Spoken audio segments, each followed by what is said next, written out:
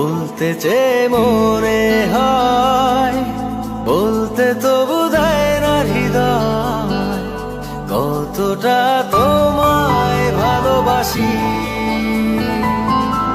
চলতে গিয়ে মনে হয় দূরত্ব কিছু নয়, তোমারই কাছেই ফিরে আসি।